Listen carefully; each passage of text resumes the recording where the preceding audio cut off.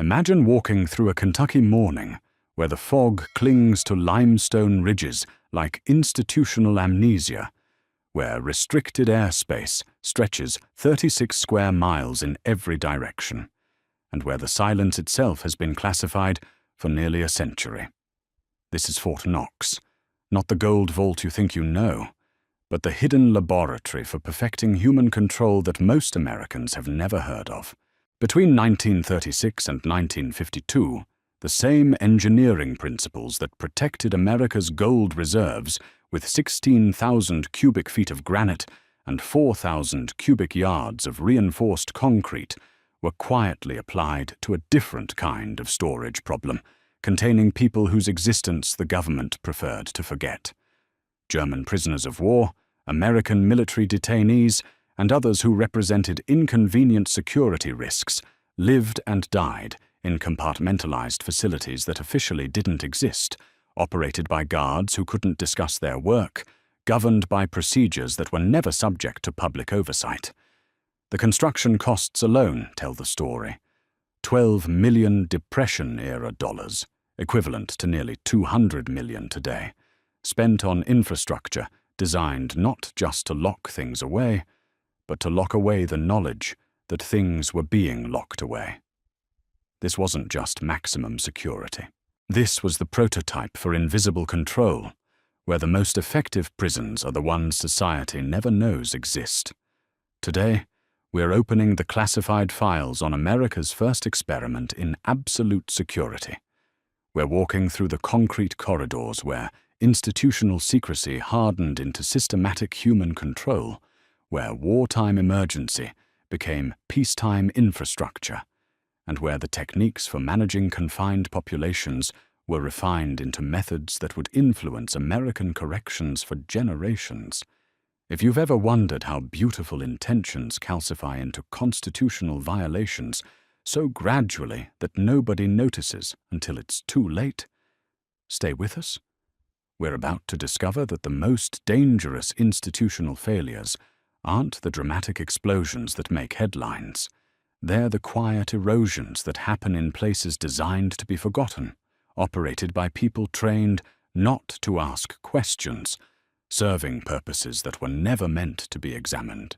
This is the story of how America learned to make people disappear in plain sight, and why understanding that lesson might be the most important thing we can learn about the institutions we're building right now.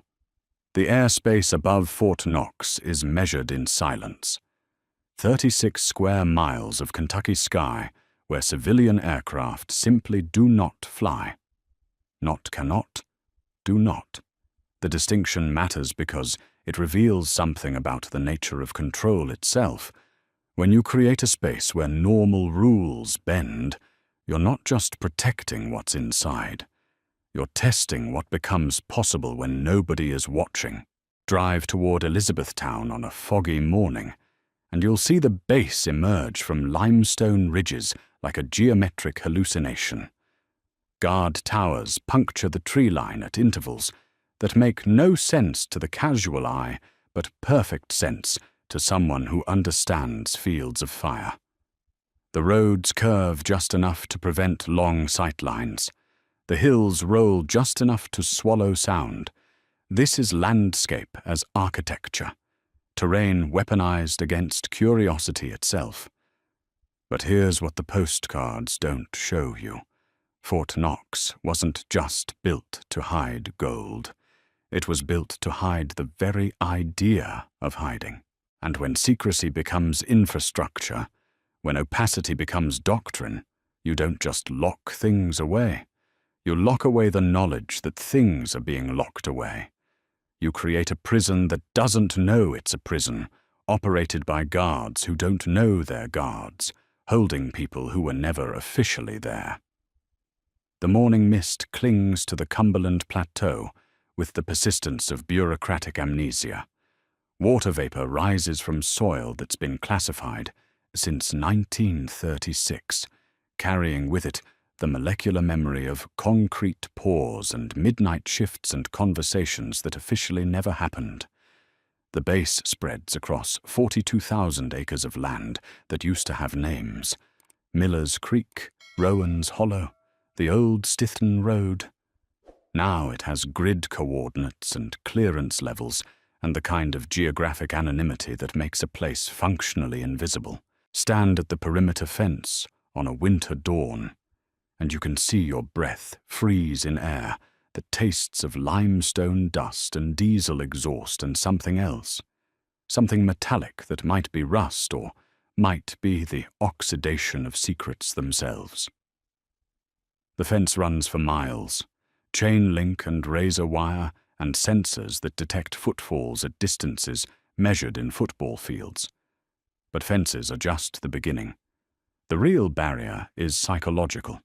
The certainty that whatever lies beyond that wire is none of your business, was never your business, will never be your business. This is the story of that business. This is the story of what gets built when you engineer absolute security, when you optimize for invisibility, when you create a place designed to exist outside of oversight, outside of memory, outside of accountability itself. This is the story of Fort Knox, as you've never heard it. Not as a vault, but as a laboratory for the perfection of control. The land knew secrets before the first surveyor arrived. Kentucky cast limestone swallows sound like a sponge, channeling voices underground through caverns that honeycomb the bedrock. Water disappears into sinkholes and emerges miles away, filtered through stone older than the concept of nations. The Shawnee called this place, quote, zero, the land of tomorrow. They understood that some places exist outside of linear time, that some geography belongs more to the future than the present. In 1918, the federal government looked at this same landscape and saw something different: strategic invisibility. The War Department needed a place to train soldiers without curious neighbors, to test weapons without witnesses, to conduct business that required the kind of privacy that only geography could provide. Camp Knox began as a temporary training facility, a collection of wooden barracks and drill fields carved from tobacco farms and hardwood forests. But temporary has a way of becoming permanent when the business is secrecy. The barracks became concrete. The drill fields became permanent installations. The temporary fence became a barrier that would outlast several wars and multiple generations of the people who built it. Camp Knox evolved with the relentless logic of bureaucratic accretion, each year adding another layer of infrastructure, another degree of separation from the world beyond the wire. The soil samples told the story in the language of load-bearing calculations. Clay over limestone, dense enough to support massive foundations, porous enough to drain away the evidence of rain. Engineers sank test bores every 100 yards, mapping subsurface conditions with the thoroughness of archaeologists uncovering a lost civilization.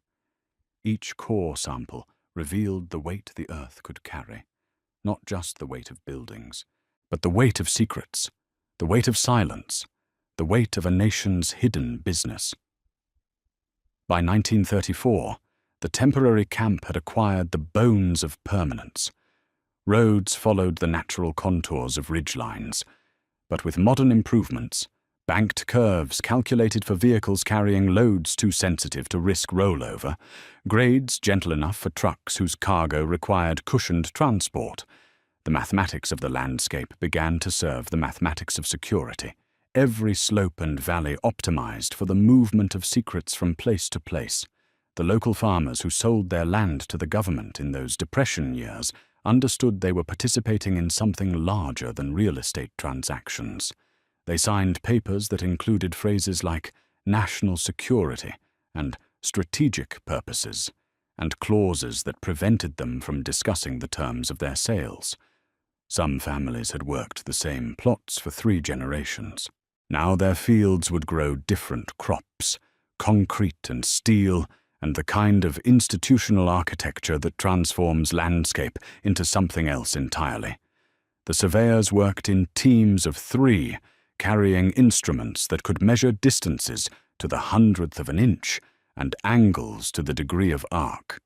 They marked property lines that would become security perimeters, drainage patterns that would become tactical channels, high ground that would become observation posts.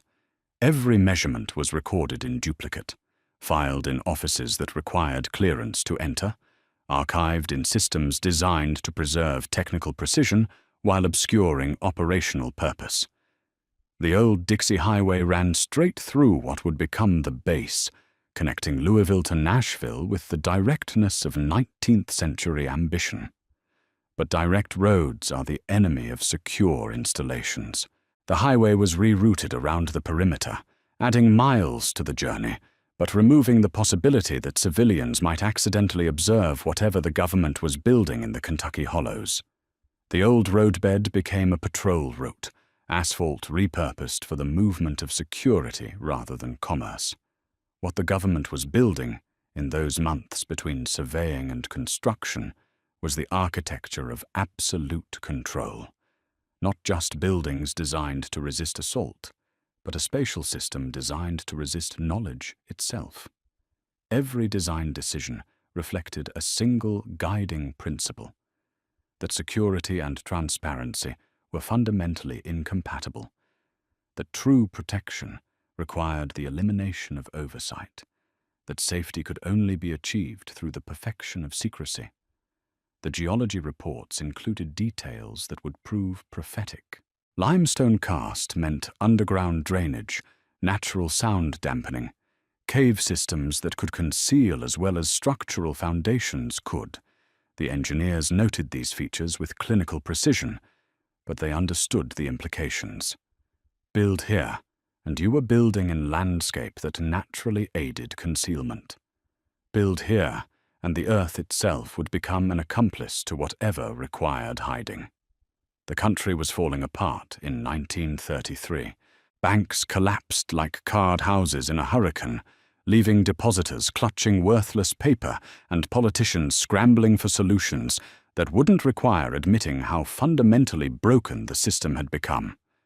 Gold, the one asset that retained value even as everything else dissolved, sat scattered across dozens of mints and treasuries and private vaults, vulnerable to theft, to destruction, to the kind of economic panic that could topple governments. President Roosevelt understood that confidence was the only currency that mattered in a crisis. People needed to believe their money meant something, that their government could protect what belonged to them, that chaos could be contained through the application of superior force and strategic planning. But belief required more than speeches and legislation. Belief required visible proof that someone, somewhere, was competent enough to guard the nation's wealth against any conceivable threat. The Treasury Department's initial proposal was modest: a reinforced vault in an existing federal building, surrounded by additional guards and upgraded security systems. But modest solutions reflect modest thinking, and modest thinking had produced the crisis in the first place. What the moment demanded was absolute security, the kind of protection that would not only safeguard gold, but safeguard the idea of safeguarding, that would inspire confidence through the simple fact of being impregnable. Impregnable meant more than strong walls and armed guards. Impregnable meant creating a facility so secure that enemies wouldn't even attempt to attack it, so overwhelming in its defensive capabilities that the mere knowledge of its existence would deter any rational threat. The building would need to be fortress, vault, and symbol all at once, a physical manifestation of American power that could reassure allies, intimidate enemies, and convince citizens that their government was competent to protect what mattered most.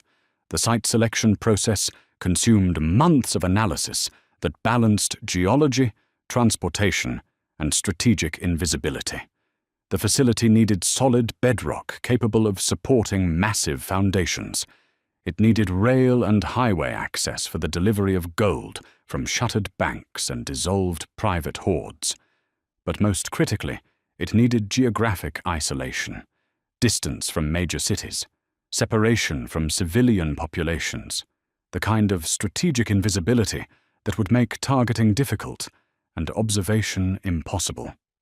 Fort Knox offered all three advantages, plus others that emerged only during detailed reconnaissance.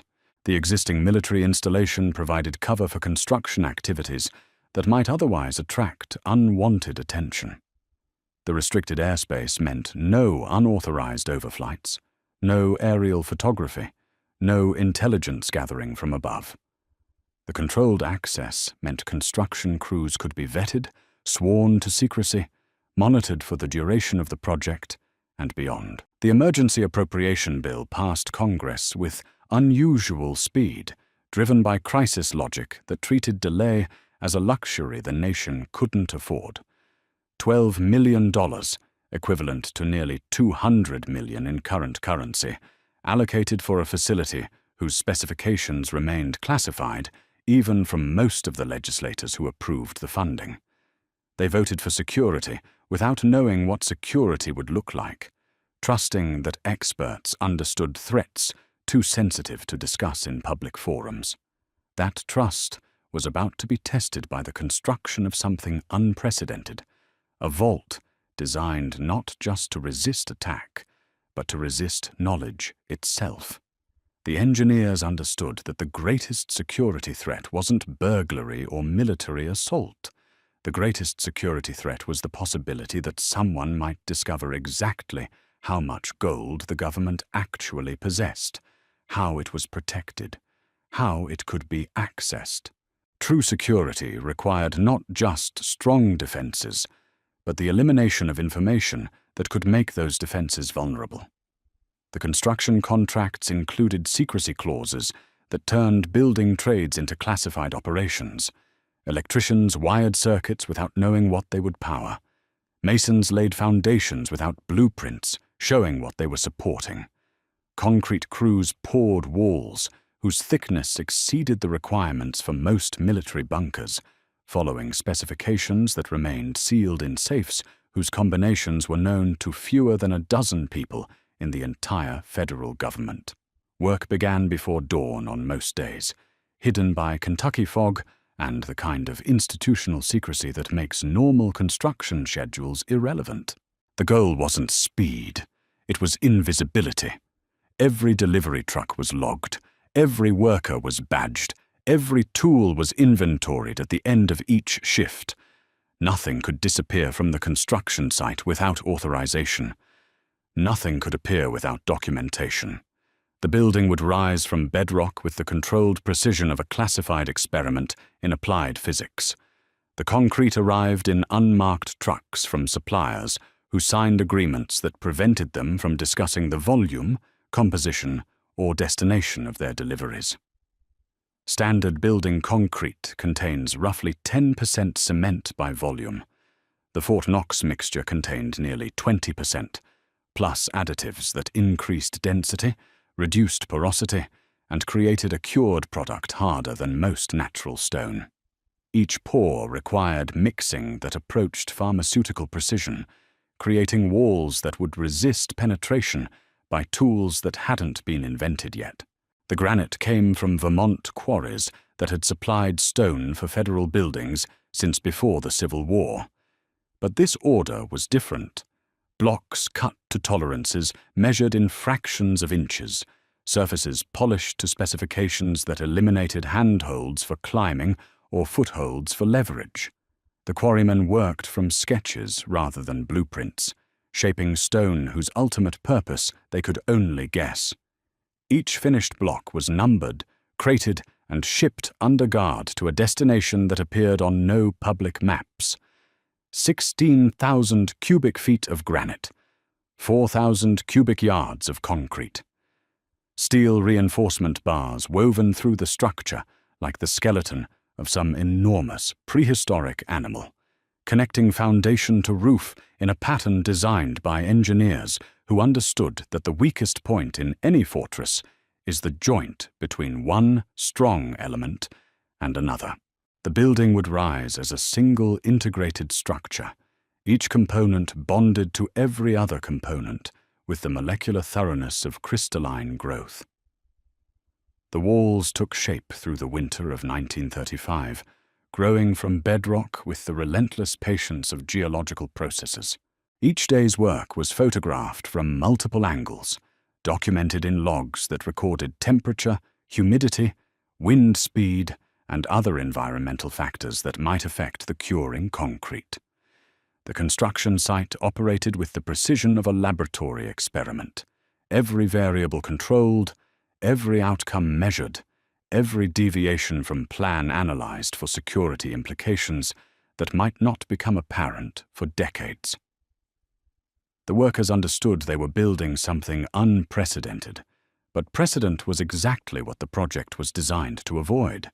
There could be no comparison to existing vaults, because existing vaults had vulnerabilities that criminals had already learned to exploit. The Fort Knox vault would establish new standards for impenetrability, new benchmarks for security, new definitions of what it meant to place something beyond the reach of unauthorized access. But security, as the engineers were beginning to understand, was not just about what you kept out. Security was also about what you kept in. And as the walls rose higher and the vault took shape, the distinction between protection and containment began to blur in ways that would prove prophetic for everything that came after. The door dominated the south face of the vault like the entrance to a pharaoh's tomb, if pharaohs had understood modern metallurgy and precision engineering.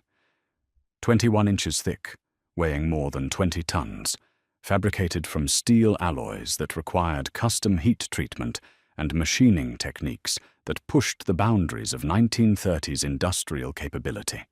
The door was not hung on hinges.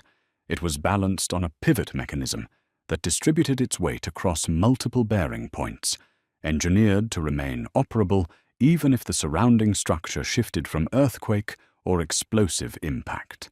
The locking mechanism alone contained more than 100 components, each machined to tolerances measured in thousandths of an inch. 10 separate dials had to be turned in precise sequence, each dial controlling multiple bolt assemblies that engaged simultaneously when the final combination was entered. The mathematics of the lock system created more than 1 billion possible combinations, and the dial mechanisms were designed to jam permanently if unauthorized entry was attempted through force or guesswork. But the most ingenious aspect of the locking system was what engineers called distributed knowledge. No single person possessed the complete combination.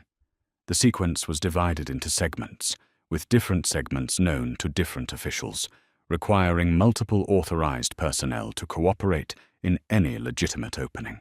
This wasn't just security through complexity. This was security through the deliberate fragmentation of authority, ensuring that even the people responsible for protecting the vault could not access it individually. The vault door's installation required a crane capable of lifting 40,000 pounds with the precision of a surgeon's hands.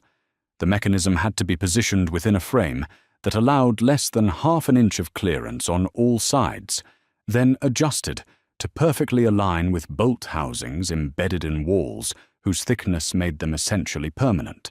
The entire installation process was supervised by engineers who would never again see the mechanisms they were assembling, who signed agreements that prevented them from discussing their work for the remainder of their lives. Inside the vault, the architecture of containment reached its logical conclusion. The interior was divided into compartments, each compartment accessible only through separate locking systems, each system controlled by different combinations known to different people. Gold would not simply be stored, it would be isolated, segregated, distributed across multiple secure spaces that could be opened independently, inspected independently, secured independently. The compartment design reflected lessons learned from bank robberies that had studied the psychology of theft under pressure. Even if someone gained unauthorized access to the main vault, they would face additional barriers that would require additional time, additional tools, additional expertise. Each compartment was essentially a separate vault within the vault, multiplying the difficulty of any successful robbery by factors that made such attempts essentially theoretical rather than practical. The environmental controls included systems for monitoring temperature, humidity, and atmospheric composition with laboratory precision. Gold does not tarnish or corrode under normal conditions, but normal conditions were exactly what the vault was designed to avoid. Every variable that might affect the stored treasure was measured, recorded, and maintained within specifications that ensured the gold would emerge from storage in exactly the same condition it entered.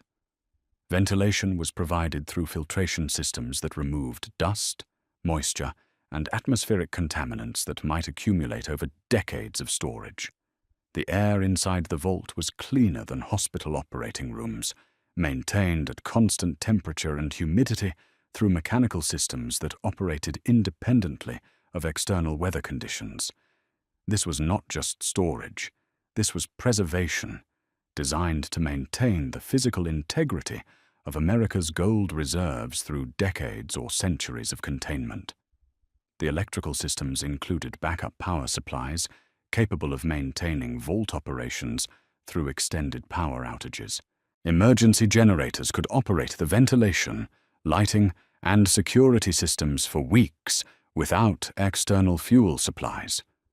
Battery backup systems provided bridge power during the seconds required for generators to activate. Nothing, not natural disasters, not infrastructure failures, not deliberate sabotage, would compromise the vault's operational integrity. But as the vault neared completion, the engineers were already understanding that they had created more than a storage facility. They had created a paradigm, a template, a proof of concept for absolute security that could be applied to other storage problems, other secrecy requirements, other situations where the government needed to place something beyond the reach of unauthorized access. The vault opened officially on January 18, 1937, with ceremonies that celebrated the achievement while revealing as little as possible about its actual capabilities. Treasury officials spoke in generalities about Quote 4 and Quote 5 without providing specifications that enemies might use to plan attacks. The press was allowed to photograph the exterior, but not the interior, to interview guards, but not engineers, to observe the transfer of gold, but not the procedures that governed its storage. America had built the most secure vault in the history of the world. But America had also built something else, something that wouldn't become clear for several years. A technology of containment so effective, so comprehensive, so absolute that it would inevitably be applied to problems beyond gold storage. The same engineering principles that could secure treasure could secure secrets. The same isolation techniques that protected wealth could isolate people. The same compartmentalization that separated gold into secure segments could separate human beings into controlled populations. The vault was complete. The test had begun. The system that emerged around the vault operated with the precision of Swiss watchmaking and the opacity of submarine warfare. Every aspect of daily operations was documented, but the documentation itself was classified. Guards rotated through shifts whose schedules followed patterns designed to prevent anyone from predicting where security would be lightest. Supply deliveries arrived according to schedules that varied weekly, following routes that changed monthly, carried in vehicles whose specifications remained classified for decades. Access to the vault area required multiple levels of authorization, each level controlled by different departments that did not coordinate their approval processes. A maintenance worker might have permission to enter the building, but not the corridor leading to the vault room. A security supervisor might have authority to oversee perimeter patrols, but not interior inspections. An administrative officer might be authorized to approve supply deliveries, but forbidden from observing the deliveries themselves. This was compartmentalization as organizational philosophy, security through the deliberate fragmentation of knowledge and authority. No single person, not even the base commander, possessed complete information about vault operations. The system protected itself by ensuring that even the people operating it understood only their specific segment of a much larger machine, whose full capabilities remained visible only to officials in Washington who never visited Kentucky. The guards themselves adapted to work routines that inverted normal human schedules. Daylight shifts began before dawn, minimizing the time when personnel movements might be observed by unauthorized eyes. Night shifts operated under lighting conditions designed to preserve natural darkness beyond the security perimeter, while providing illumination that rendered escape impossible within the controlled zone. Communications followed protocols that treated routine announcements as potential intelligence leaks. Radio traffic was minimized, coded when possible, and monitored by personnel whose job was to ensure that no unauthorized information was transmitted over frequencies that might be intercepted. Telephone calls were logged, and certain topics were forbidden from phone discussions, regardless of the security classification of the participants. The psychological adaptation required for this level of operational secrecy proved more challenging than the physical engineering of the vault itself. Guards were trained to observe without asking questions, to report without analyzing, to follow procedures without understanding their purpose within larger strategic frameworks. This was security through intellectual discipline, protection through the deliberate cultivation of professional ignorance. Personnel files grew thick with psychological evaluations that assessed reliability under conditions of prolonged secrecy.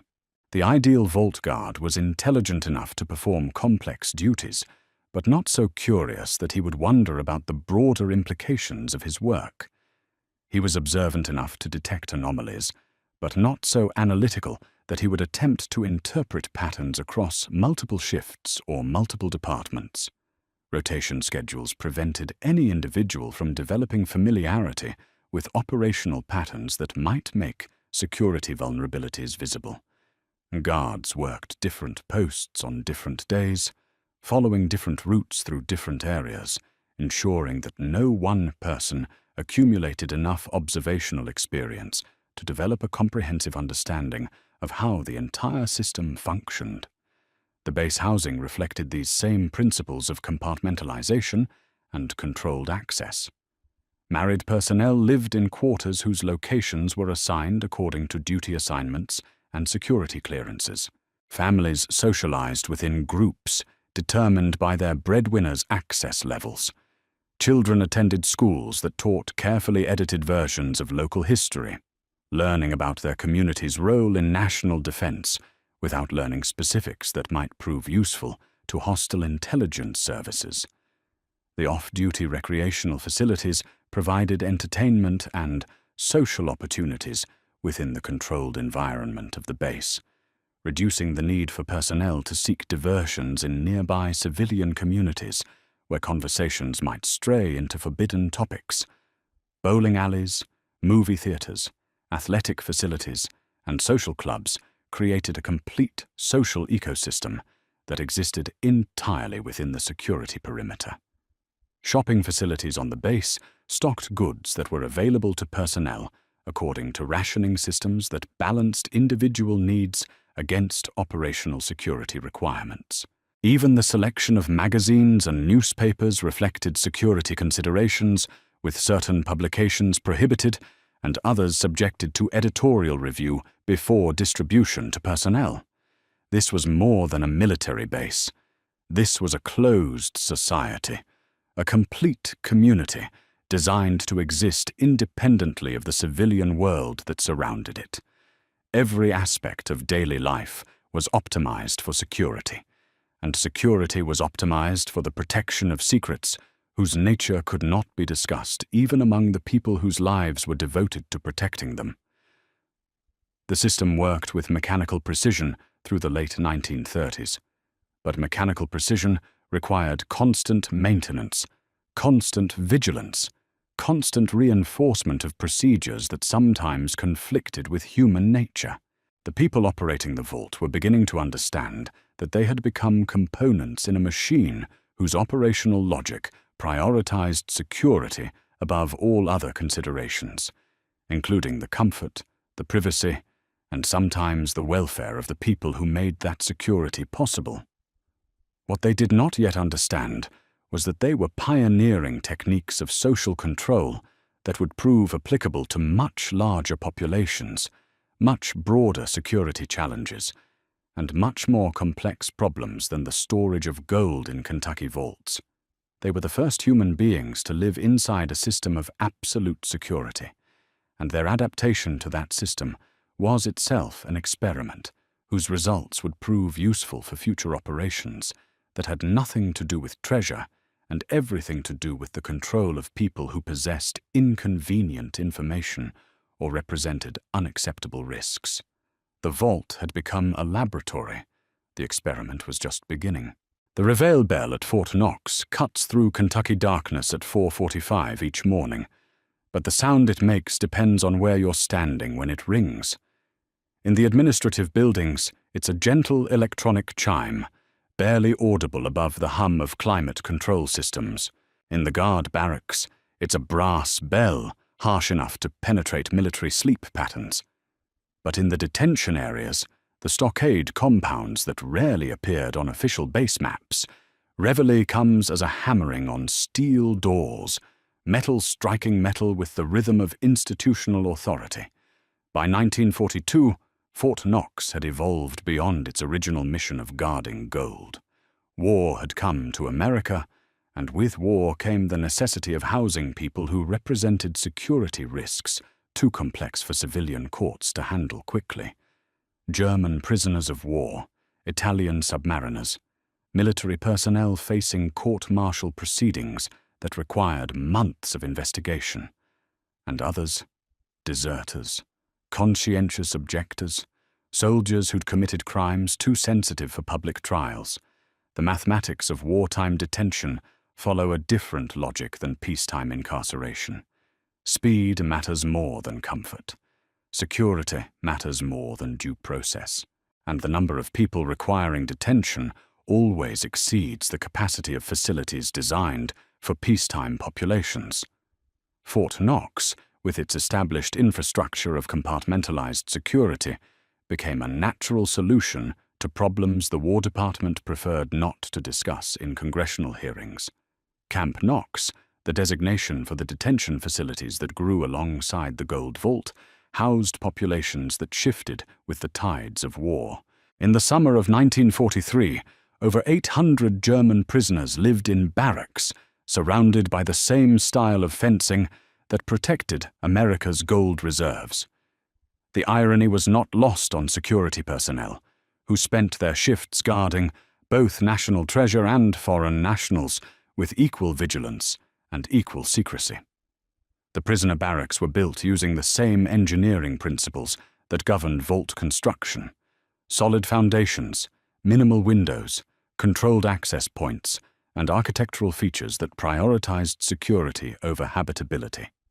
Each building housed 60 men in dormitory-style quarters, designed for efficiency rather than comfort. Concrete floors, steel frame beds, and lighting systems that operated on institutional schedules rather than human preferences. But the most revealing feature of the prisoner facilities was their relationship to the Gold Vault itself. The detention areas were positioned within sight of the vault building, close enough that prisoners could see the armed guards, the controlled access procedures, the constant vigilance that protected America's financial reserves. The message was subtle, but clear. The same level of security that protected gold was protecting society from the men housed in these barracks. The daily schedule in the detention areas reflected military precision adapted for involuntary populations. Reveille at 4:45. Morning roll call at 5:15. Work details assigned by 6 o'clock. Meals served at 8-hour intervals. Evening roll call at 6:30. Lights out at 9 o'clock. every moment accounted for, every activity supervised, every movement monitored by personnel who understood that boredom and idle time represented security risks in confined populations. Work details provided both occupation for detainees and labor for base maintenance projects that would otherwise require civilian contractors. German prisoners maintained vehicle fleets, repaired buildings, and performed agricultural work on base farms that supplied food for both military personnel and detention populations. The work was supervised by armed guards, but the actual labor was performed by men whose engineering skills and work ethic often exceeded those of their guards. The psychological dynamics of this arrangement proved complex in ways that military planners had not anticipated. Guards found themselves supervising prisoners whose technical expertise and educational backgrounds frequently exceeded their own. German U-boat officers possessed navigation skills and mechanical knowledge that impressed their American captors. Italian pilots understood aircraft engines better than many of the mechanics assigned to guard them. These relationships developed within a framework of institutional rules that prohibited fraternization while requiring daily cooperation. Guards and prisoners worked together on maintenance projects, ate in the same dining facilities, and sometimes spent months in each other's company without ever learning personal details about lives that existed before and would exist after the war. This was intimacy without connection, proximity without relationship, a preview of the psychological architecture that would characterize American corrections for decades to come. The medical facilities at Camp Knox treated both American personnel and enemy detainees according to protocols that prioritized institutional security over individual comfort. The base hospital maintained separate wings for different populations, with different access procedures, different visiting policies, and different standards for medical record-keeping. A German prisoner receiving treatment for pneumonia existed in the same building as an American guard receiving treatment for a training injury, but they inhabited completely different medical universes. Security protocols required medical records to be maintained according to classification levels rather than purely medical criteria. Certain information about prisoner health conditions was considered sensitive for intelligence reasons. Other information about guard health conditions was classified to prevent prisoners from learning details about American military personnel that might prove useful in escape planning or hostile intelligence gathering. The result was a medical system that treated physical symptoms while ignoring psychological stress that couldn't be classified, categorized, or addressed through institutional procedures.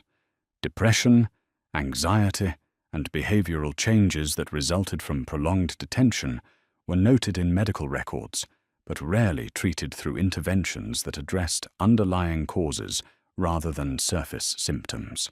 Letters to and from prisoners passed through censorship offices staffed by personnel who possessed linguistic skills and intelligence training. German correspondence was read by German-speaking staff members. Italian mail was examined by intelligence personnel who understood not just language, but cultural references that might conceal coded communications. The volume of letters processed through Camp Knox reached several hundred per week during peak detention periods. Censorship served multiple purposes beyond intelligence gathering. It provided psychological control by demonstrating institutional authority over the most private form of human communication. It gathered information about prisoner morale, family circumstances, and personal relationships that might prove useful in managing detention populations. And it created delays in communication that increased the isolation experienced by men whose connection to the outside world was already tenuous.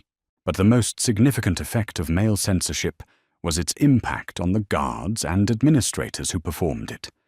Reading intimate correspondence between prisoners and their families required a level of invasive surveillance that transformed privacy from a right into a privilege that could be revoked by institutional authority.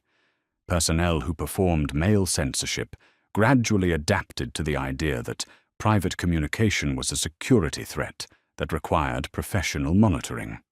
The food service at Camp Knox reflected the same compartmentalization that characterized all base operations. Different kitchens prepared meals for different populations, using different menus, different ingredients, and different nutritional standards. American military personnel received meals calculated to maintain combat readiness. German prisoners received rations that met international standards for prisoner treatment. Military detainees awaiting court-martial received portions that fell somewhere between the two. But food service also provided opportunities for unofficial communication between populations that were officially segregated. Prisoners working in kitchen facilities learned about American military procedures, base layouts, and security protocols through observation and conversation with American personnel. Guards learned about German military organization, submarine operations, and European war conditions through informal exchanges that violated official fraternization policies. These exchanges occurred in the gray areas of institutional life, the moments between official activities when human beings interacted as human beings rather than as categories in organizational charts. A German prisoner teaching an American guard how to repair an engine. An Italian pilot explaining navigation techniques to a curious security officer. A court-martialed American soldier sharing hometown stories with foreign nationals who were homesick for their own towns. Institutional policy attempted to minimize these interactions through scheduling, supervision, and disciplinary measures.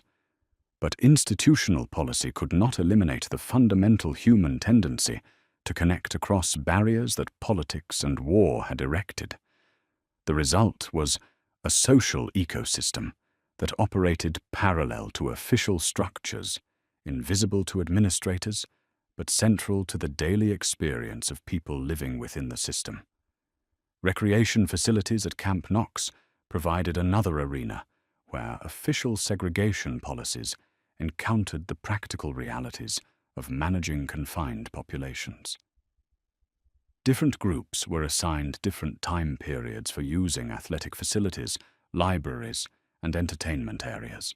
But the facilities themselves retained traces of previous users, books with marginalia in multiple languages, exercise equipment adjusted for different body types, recreational areas that bore the accumulated imprint of diverse populations. The Camp Knox library contained books in German, Italian, and English, with collection policies that balanced educational objectives against security concerns. Prisoners could request books on engineering, history, and literature, but not on military tactics, geography, or communications technology. The catalogue grew through donations, purchases, and captured materials, creating a collection that reflected the intellectual interests of populations that had never intended to share reading material. Music provided another form of unofficial cultural exchange that flourished within the margins of official policy. German prisoners organized choral groups that performed European folk songs. American personnel organized bands that played jazz and popular music. Evening entertainment sometimes brought these groups into the same performance spaces, creating acoustic environments where different musical traditions existed simultaneously, without official acknowledgement of their interaction. The administrative offices at Camp Knox processed paperwork that documented every aspect of detention operations, except the psychological impact on personnel who administered the system. Daily reports recorded prison accounts, disciplinary incidents, work assignments, and security inspections. Monthly summaries tracked budgets, supply consumption, and maintenance requirements. Annual assessments evaluated operational efficiency and security effectiveness, but nowhere in this documentation was there systematic analysis of how prolonged exposure to systematic secrecy affected the mental health of people whose job was to maintain institutional invisibility. Guards who spent months supervising prisoners they couldn't discuss with their families. Administrators who managed complex operations they couldn't acknowledge in public settings. Medical personnel who treated conditions they couldn't mention in professional conferences. The psychological cost of institutional secrecy was diffused across hundreds of individual experiences that were never aggregated into collective analysis. A guard who developed insomnia after witnessing disciplinary procedures. An administrator who began drinking more heavily after processing classified reports about prisoner treatment. A medical officer who grew cynical about institutional policies that prioritized security over health. These individual adaptations to systemic stress created organizational cultures that normalized psychological coping mechanisms, which would prove problematic when applied to civilian populations after the war. Personnel who learned to suppress curiosity, ignore inconsistencies, and follow orders without questioning their broader implications were acquiring skills that would influence their approach to authority, secrecy, and institutional loyalty for the remainder of their careers. The winter of 1943 brought weather that tested both infrastructure and human endurance at Camp Knox. Kentucky cold penetrates concrete and steel with the persistence of geological process, finding weaknesses in building envelopes, heating systems, and human tolerance.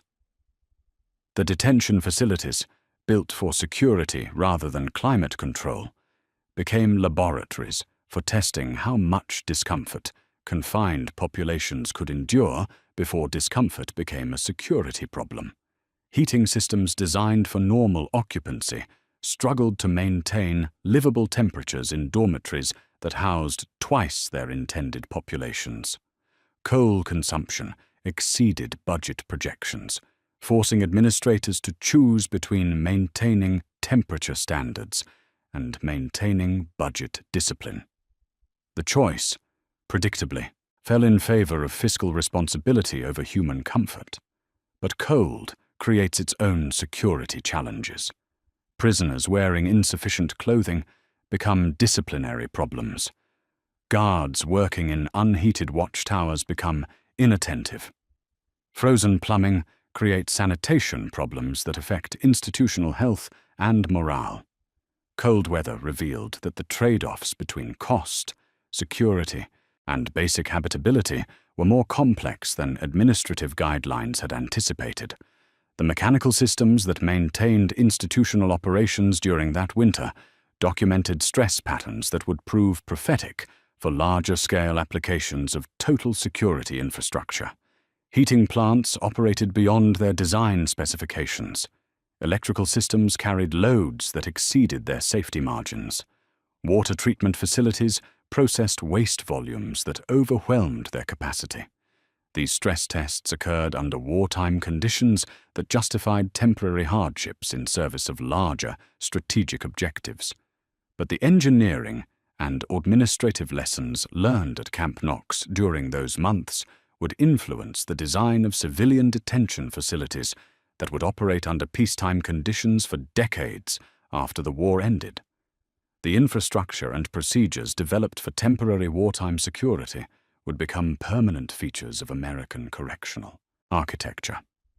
Personnel rotation schedules reflected the psychological toll of maintaining wartime security operations.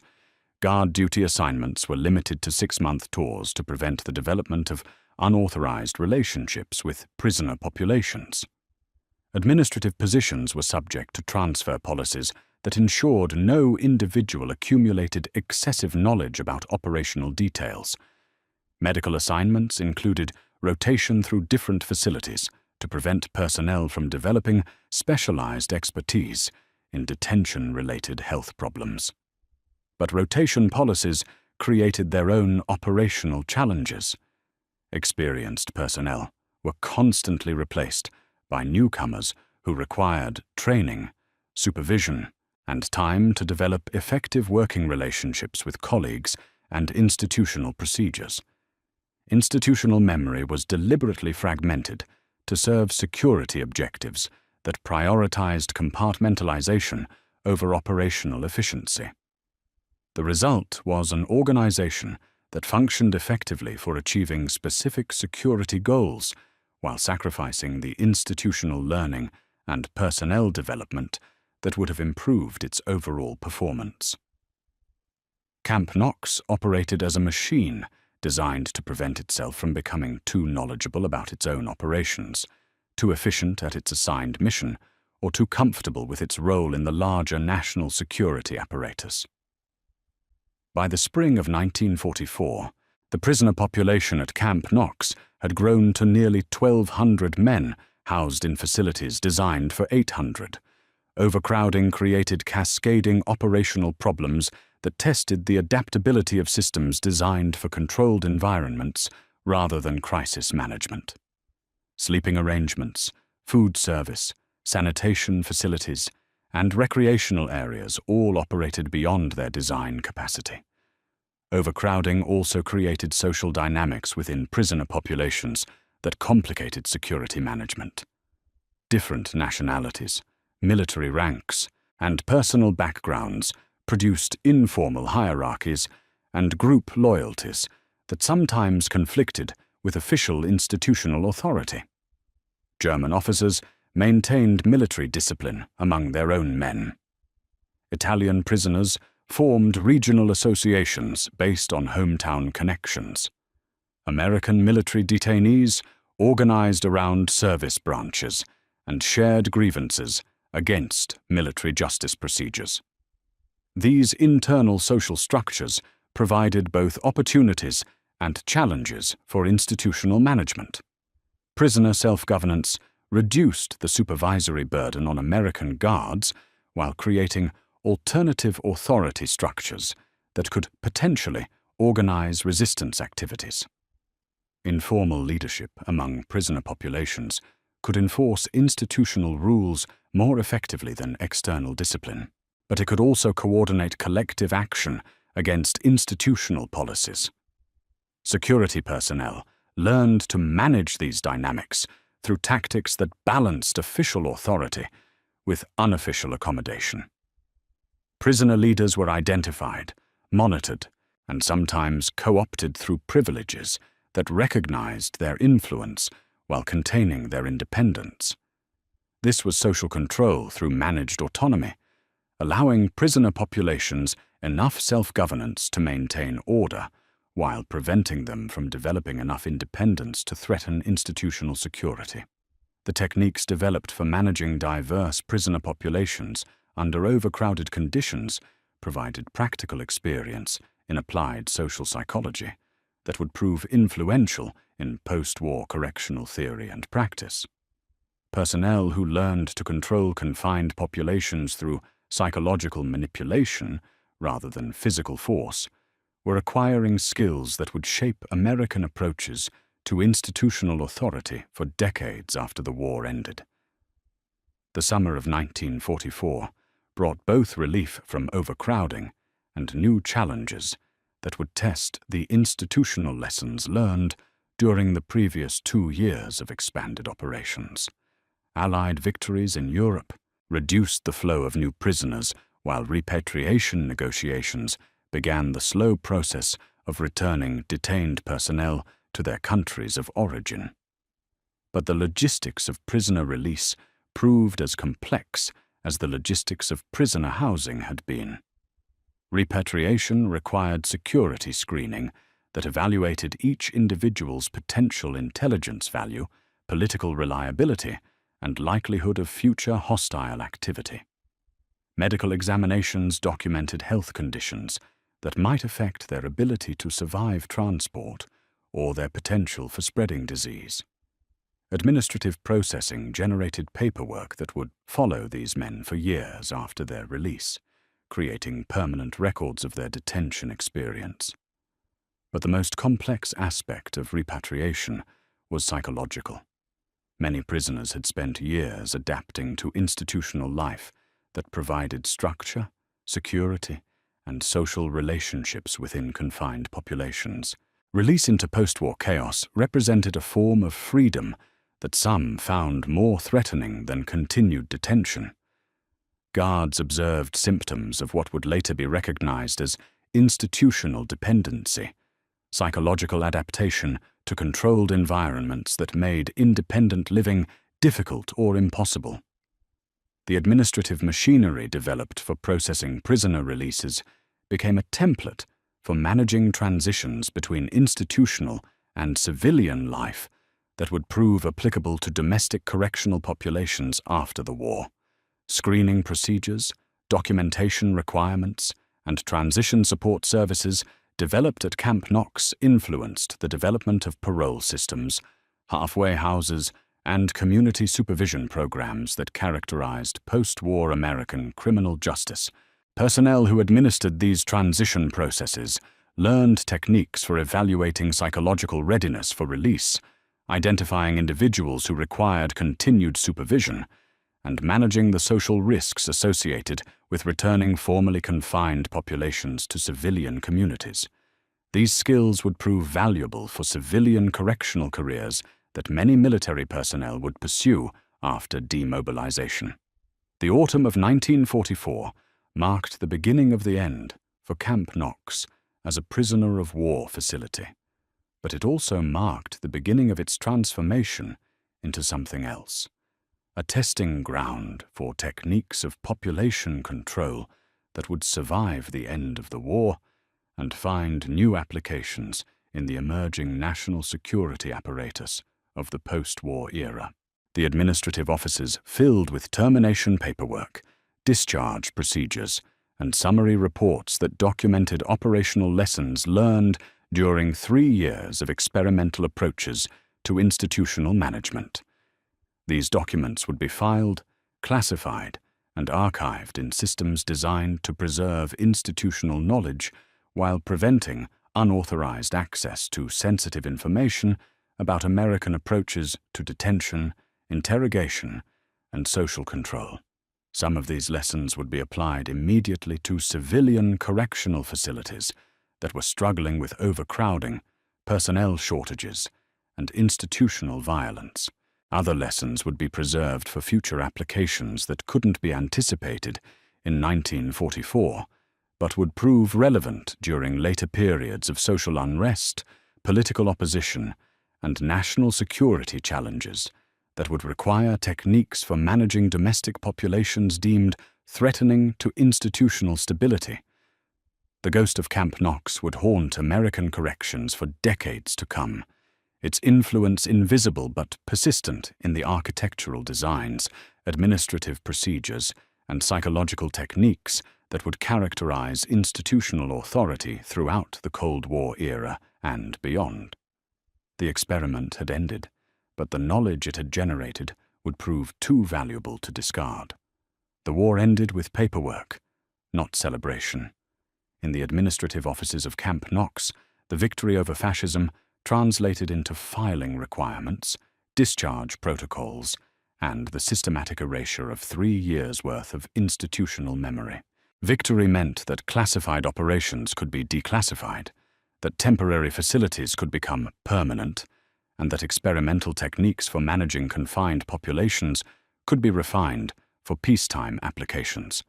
The German prisoners departed first, in groups organized by rank, hometown, and political reliability assessments that had been conducted over months of psychological evaluation. Each repatriation required documentation that balanced humanitarian obligations with intelligent security, medical records that revealed nothing about American detention practices, personal effects that had been searched for contraband and intelligence materials, and transportation arrangements that prevented former prisoners from observing details about American military infrastructure during their journey to departure ports. But bureaucracy has its own momentum. The machinery that had processed prisoners of war was too valuable to dismantle simply because the war had ended. The filing systems, security procedures, and personnel who had administered wartime detention possessed expertise that could be applied to new challenges that were already emerging in the post-war world. Soviet espionage, domestic communist activity, and civil rights agitation all presented security problems that might benefit from techniques refined at facilities like Camp Knox. The stockade buildings remained, their concrete walls indifferent to the political circumstances that had created them. Barbed wire continued to define perimeters that enclosed empty dormitories, vacant guard towers, and administrative offices, where classified documents accumulated dust along with institutional memory. The infrastructure of containment had acquired a physical permanence that outlasted the immediate purposes for which it had been constructed. By 1946, the detention facilities at Fort Knox had been redesignated for military personnel awaiting court-martial proceedings, soldiers with disciplinary problems requiring extended confinement, and individuals whose military service had been terminated under circumstances that required security review before civilian release. The population was smaller, but the operational complexities were greater, because American military personnel possessed knowledge about institutional procedures that foreign prisoners had never been permitted to acquire. Domestic military prisoners understood their legal rights in ways that foreign prisoners had not. They knew how to file complaints through military justice channels, how to request transfers to different facilities, and how to communicate with civilian attorneys who might challenge detention conditions through federal courts. Managing American military prisoners required techniques that balanced legitimate military authority with constitutional protections that applied even within military correctional systems. The psychological profile of post-war military detainees reflected the stress patterns of soldiers who had survived combat experience only to encounter military justice systems that seemed designed to punish survival itself. Shell shock, battle fatigue, and what would later be recognized as post-traumatic stress disorder created disciplinary problems that traditional military correction had not been designed to address. Men who had killed enemies in combat found themselves confined for infractions that would have been ignored during wartime, but were treated as serious offenses during peacetime transition. The medical facilities that had treated wartime prisoners now treated American veterans whose psychological wounds were invisible, but whose behavioral symptoms were disruptive to military order and discipline. Medical officers who had learned to diagnose physical injuries began encountering mental health conditions that required treatment approaches that had not been included in military medical training. Psychiatric evaluation became a routine component of disciplinary processing, but psychiatric treatment remained limited by institutional resources and professional understanding that was decades behind the clinical realities of war trauma. Men who needed therapeutic intervention received disciplinary management instead, creating cycles of behavioral problems that correctional procedures were designed to suppress rather than address. The administrative machinery adapted to these new challenges through bureaucratic evolution rather than systematic reform. New forms were created for documenting psychiatric symptoms.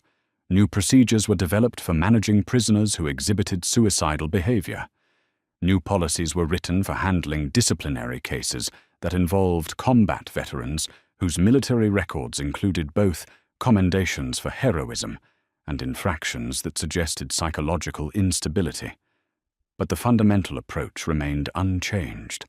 Institutional security through compartmentalization, behavioral control through administrative discipline, and problem-solving through procedural innovation rather than philosophical reconsideration of the purposes and methods of military correction.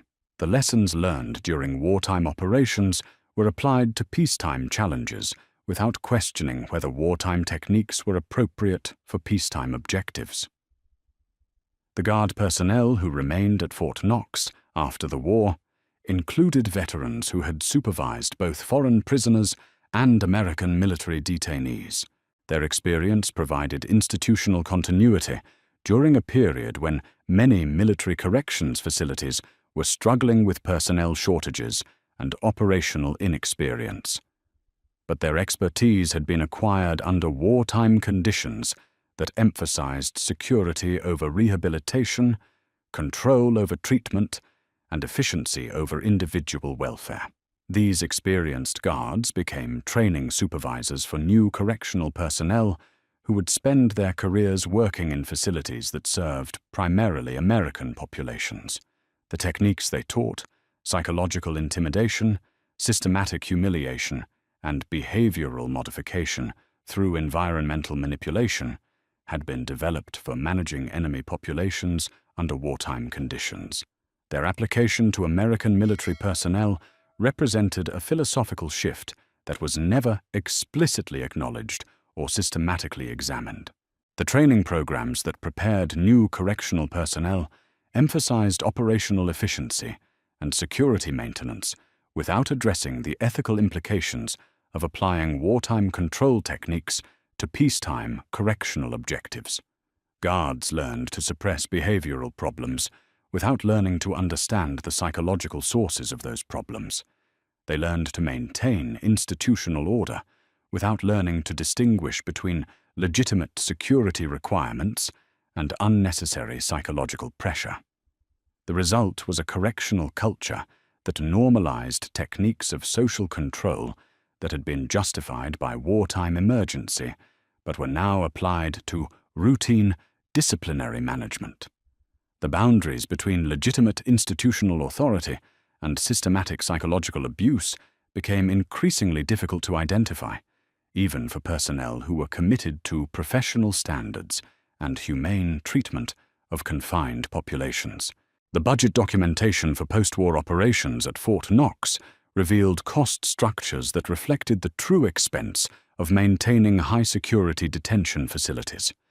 Personnel costs averaged 68% of operational budgets, with the remaining 32% divided between infrastructure maintenance, medical services, and administrative overhead. These ratios would prove typical for correctional facilities that emphasized security over rehabilitation, control over treatment, and confinement over community integration.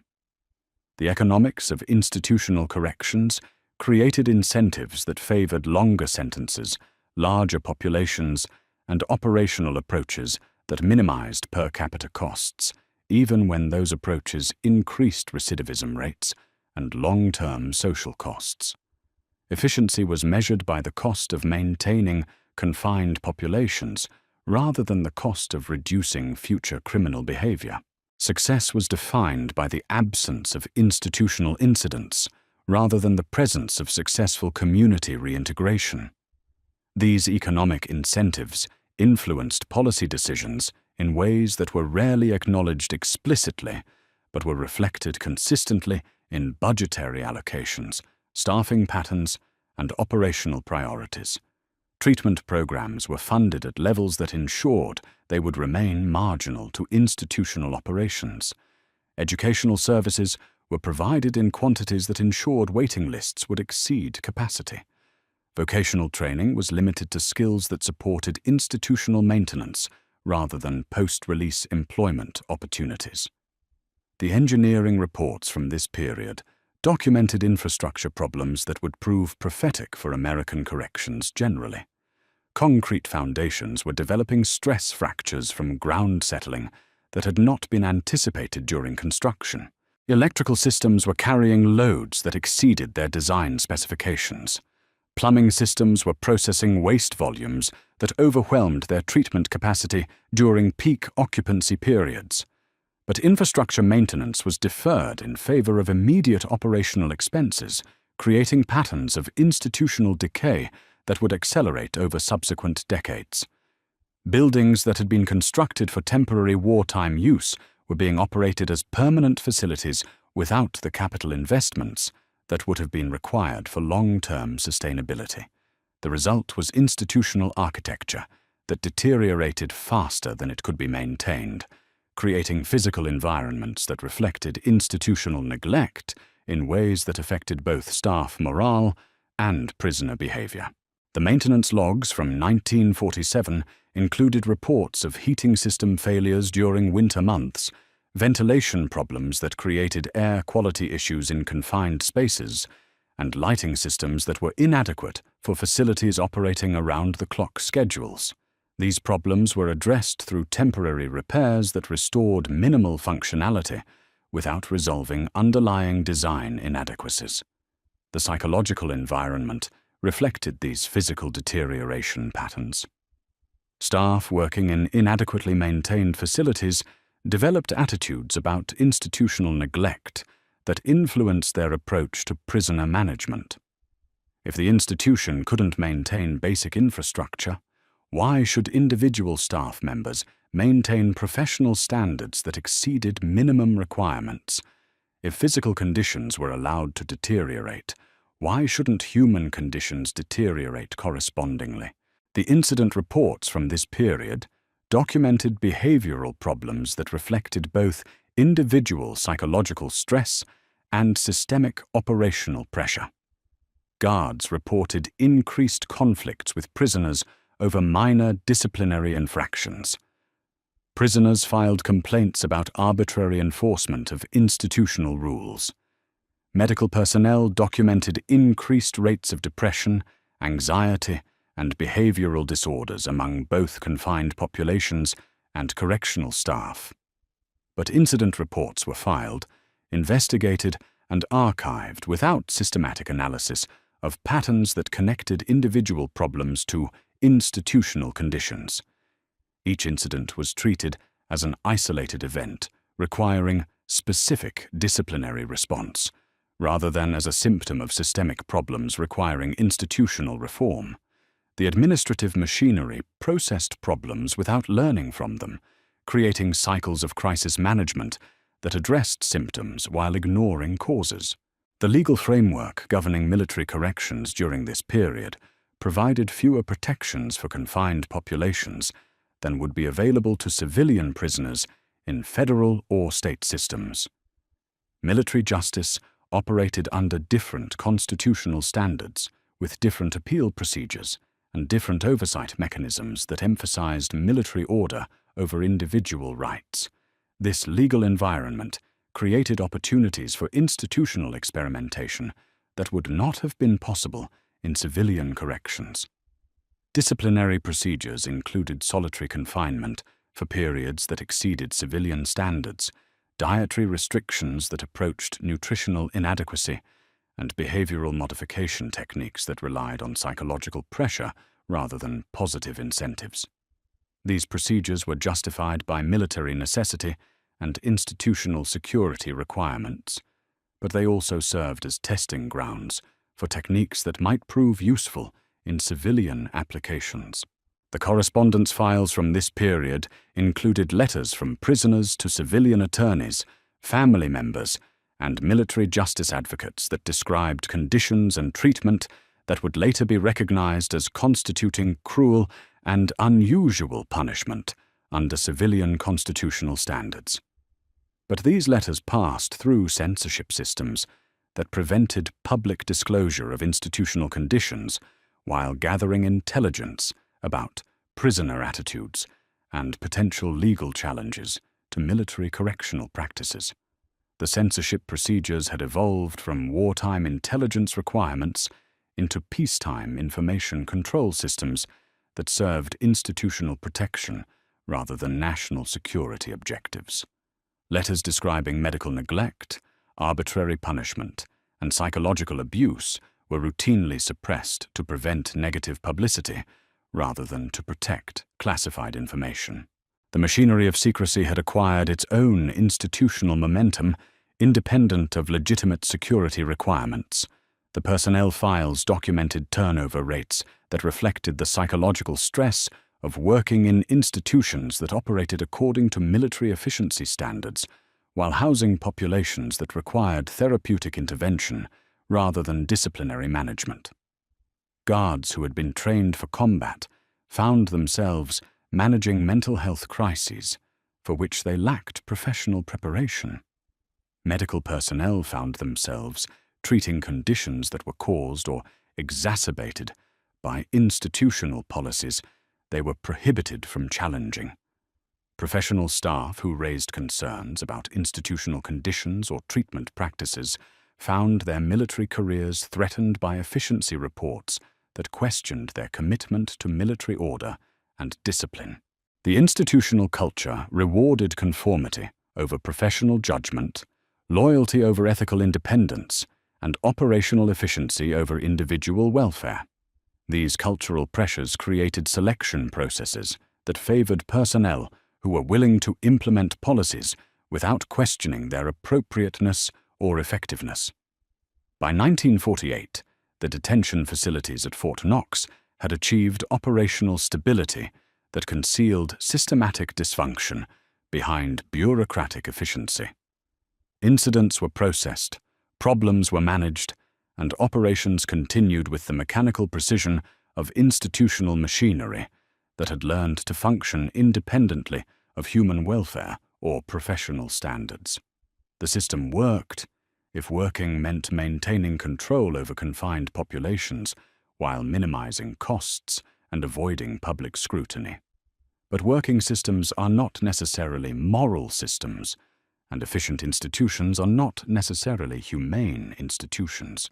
The techniques refined at Fort Knox during the transition from wartime to peacetime operations would prove influential in shaping American correctional practices for decades to come, their influence invisible but persistent in the administrative procedures, architectural designs, and psychological approaches that would characterize institutional authority throughout the Cold War era and beyond.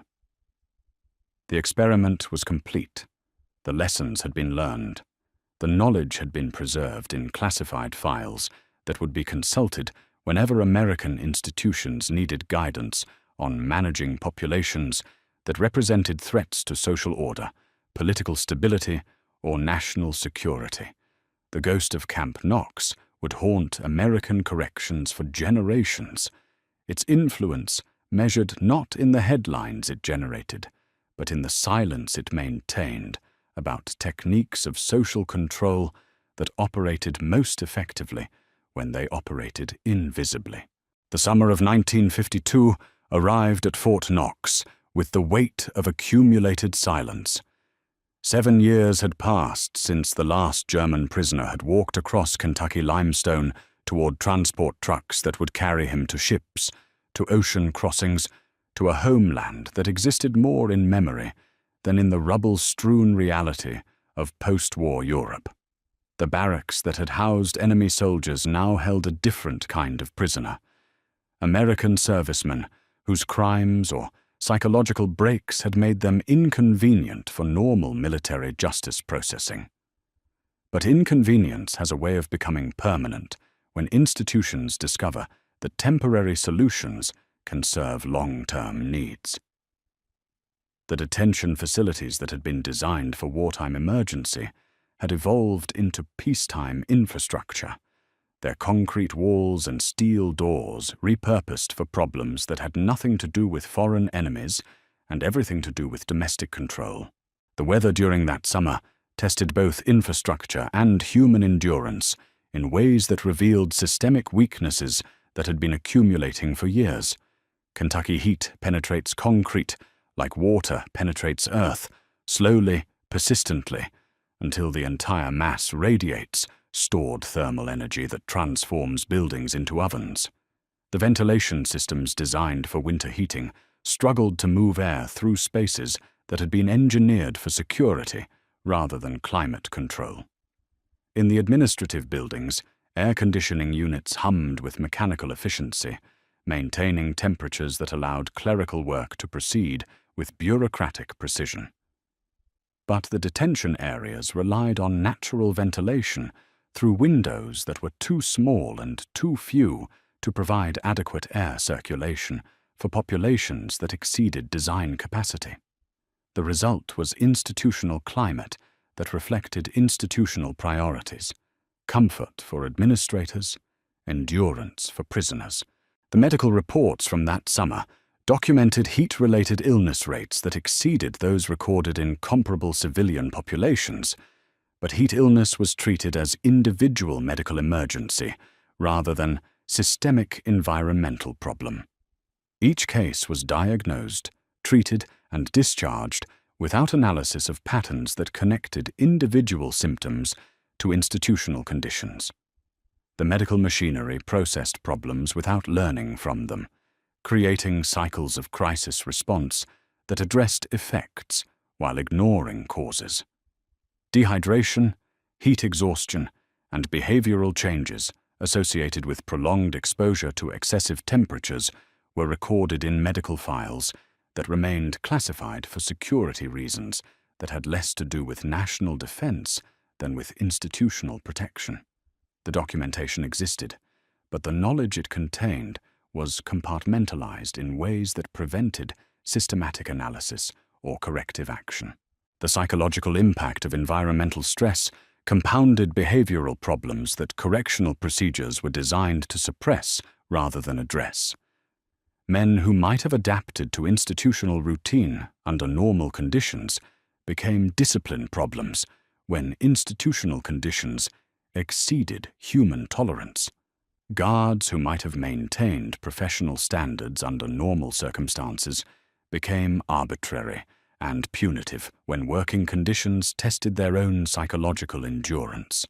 The incident reports from that summer described a facility under stress, but stress was interpreted as individual failure rather than systemic dysfunction. Prisoners who couldn't tolerate conditions were labeled as disciplinary problems requiring stricter control. Guards who couldn't maintain standards were reassigned or disciplined for failure to perform duties. The institutional response to systemic stress was increased pressure on the individuals who were experiencing that stress. The water system that summer provided an early warning of infrastructure problems that would prove characteristic of American correctional facilities for decades to come.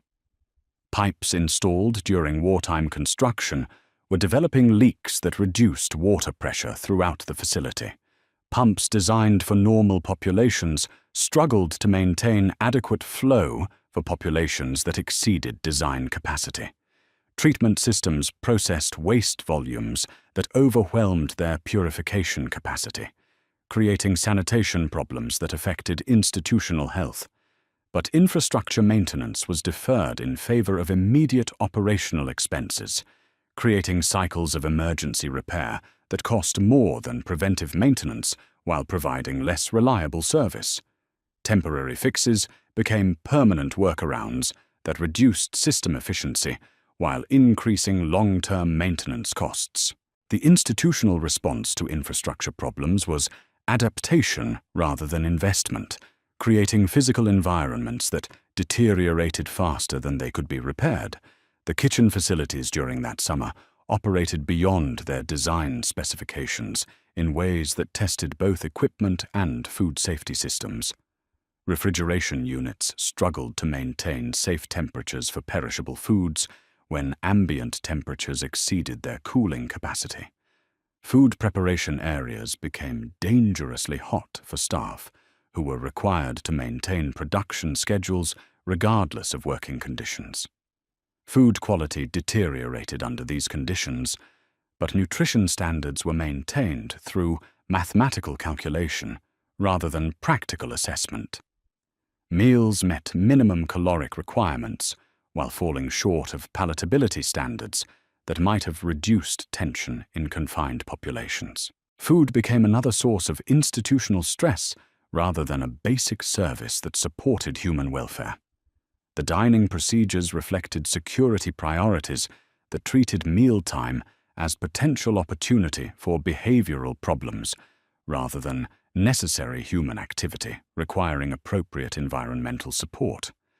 Prisoners ate in shifts designed to prevent large gatherings rather than in conditions designed to promote normal social interaction. Meals were scheduled for institutional convenience rather than nutritional optimization, creating eating patterns that disrupted normal digestive processes while serving administrative efficiency. The employment programs that summer revealed the economic logic underlying institutional operations. Prisoners worked in kitchen facilities, maintenance departments, and administrative offices at wages that averaged 23 cents per hour, approximately 4% of minimum wage standards that applied to civilian workers. Their labor subsidized institutional operations while providing minimal compensation that approached economic exploitation.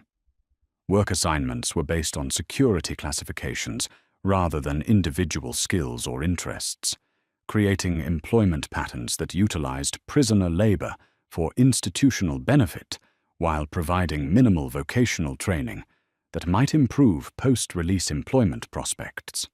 The work was designed to serve institutional needs rather than prisoner rehabilitation, creating economic relationships that resembled historical precedents that American society had officially abandoned. The educational programs operated with similar logic.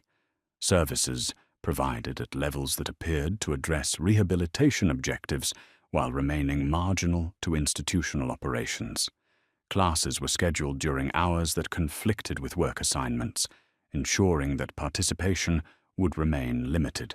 Materials were selected for security considerations rather than educational effectiveness, creating curriculum that met bureaucratic requirements while providing minimal learning opportunities. Library services reflected these same priorities.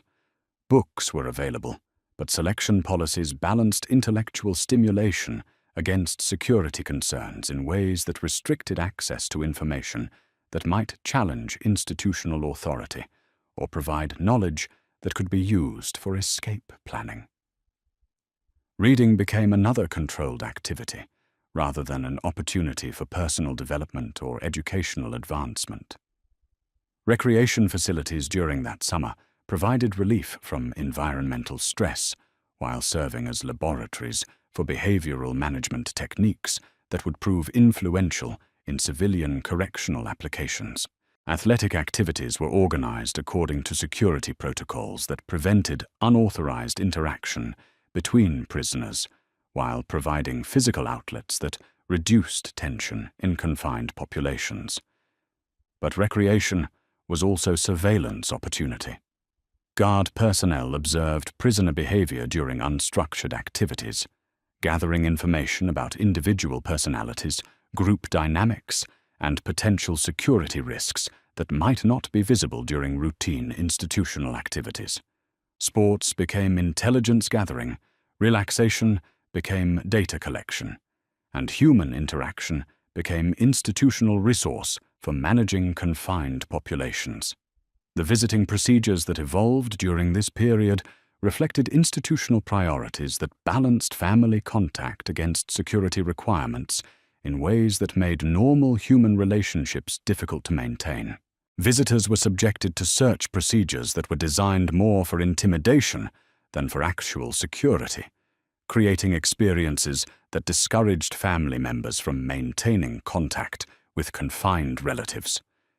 Visiting areas were designed and operated in ways that prevented normal conversation while allowing observation by security personnel.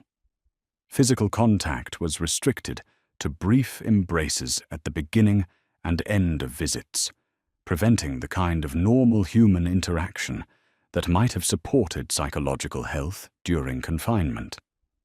Communication between prisoners and their families was reduced to conversation that could be overheard and recorded for security analysis. The psychological impact of these visiting restrictions extended beyond the immediate participants to include family members who experienced institutional authority as hostile to their relationships with confined relatives.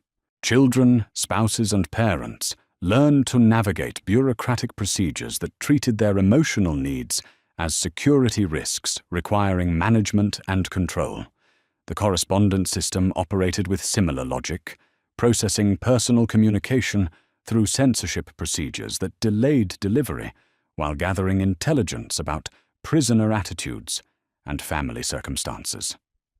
Letters were read not just for security content, but for psychological information that might prove useful in managing individual prisoners or understanding group dynamics within confined populations. The censorship procedures had evolved from wartime intelligence requirements into peacetime information control systems that served institutional management rather than national security objectives. Personal correspondence became institutional resource for understanding and manipulating prisoner behavior, transforming private communication into surveillance data that could be used for behavioral modification purposes. The administrative offices that processed this correspondence employed personnel who specialized in psychological interpretation of personal letters, diary entries, and other private documents that provided insight into prisoner mental states and social relationships. These staff members developed expertise in using personal information for institutional control purposes, acquiring skills that would prove valuable in subsequent civilian correctional careers. The psychological evaluation procedures that emerged during this period reflected the influence of psychiatric knowledge that had been developed during wartime, but was now being applied to peacetime correctional objectives. Mental health assessments were conducted not for therapeutic purposes, but for security classification, determining which prisoners represented management challenges that required special handling. Psychiatric diagnosis became a tool for institutional control rather than medical treatment, with personality disorders and behavioral abnormalities interpreted as security risks rather than health conditions requiring therapeutic intervention.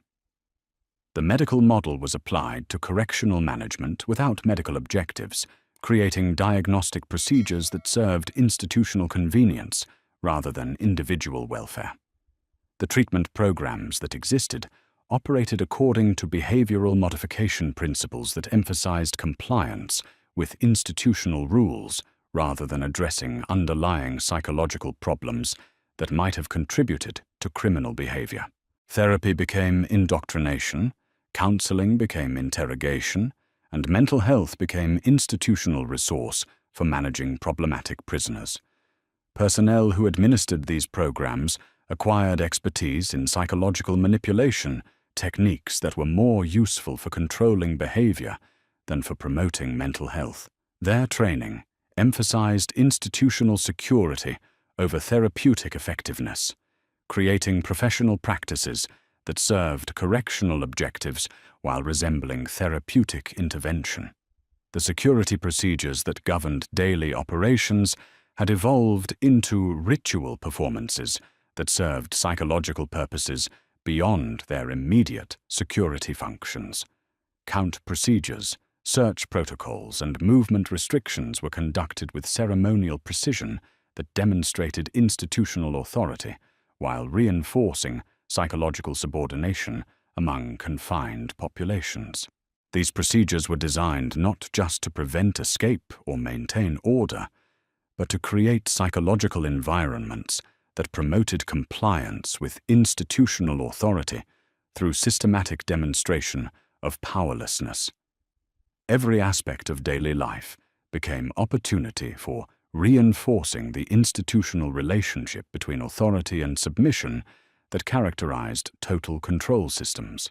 The guards who performed these procedures were trained in techniques that balanced apparent professionalism with psychological intimidation, creating behavioral management systems that operated through implications rather than explicit threats.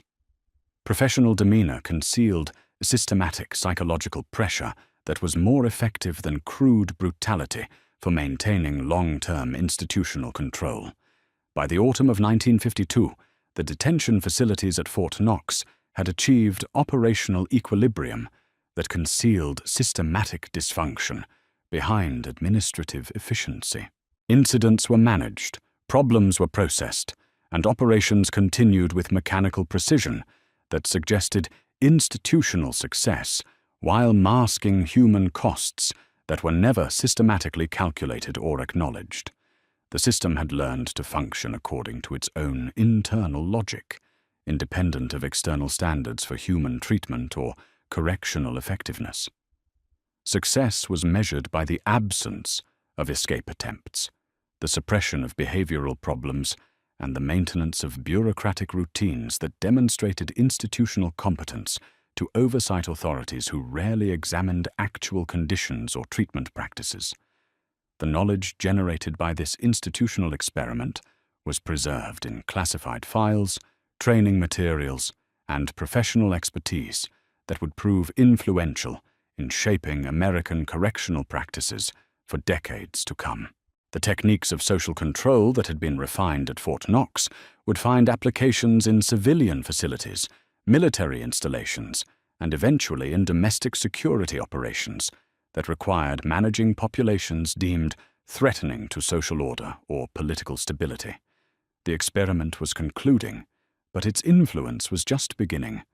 The lessons learned about controlling confined populations through environmental manipulation, psychological pressure, and systematic isolation would prove too valuable to be limited to military corrections. They would spread through professional networks, training programs, and administrative procedures that would carry the institutional DNA of Fort Knox into civilian applications where their origins would be forgotten, but their effects would persist.